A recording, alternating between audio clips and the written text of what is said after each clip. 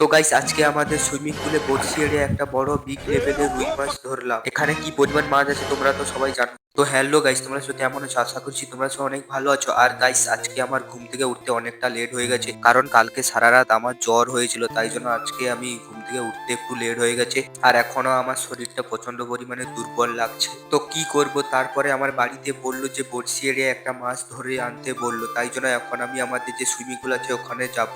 তাই জন্য আমি একটা ওই যে বড়শিটা নিয়ে নিলাম। আর গাইস এই যে আমার 1.5 কোটি টাকা ডিরেকশনটা নিয়ে নিয়েছি, এখন আমি যাব। Y una vez más, se viene.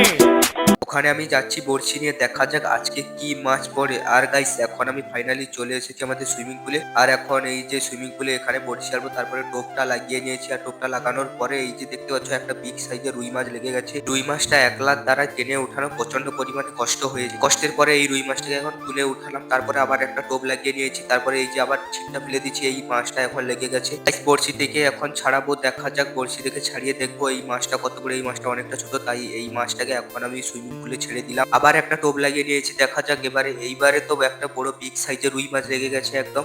এখন এইটাকে বড়শি থেকে ছাড়িয়ে এইটাকে এখন আমি বাড়ি নিয়ে যাচ্ছি। আর গাইস এখন আমি এটাকে বাড়ি নিয়ে যে তোমাদেরকে দেখাবো। ফাইনালি গাইস এখন আমি বাড়িতে চলে এসেছি। আর এই যে দেখতে পাচ্ছ এই দুটো রুই মাছ এখন লেগে গেছে আমার বড়শি। তো গাইস এই দুটো আজকে রুই মাছ ধরে দেখালাম তোমাদেরকে। প্লিজ তোমরা চ্যানেলটা সাবস্ক্রাইব করবে। নেক্সট ব্লগে দেখা হচ্ছে বন্ধুরা, টাটা বাই বাই।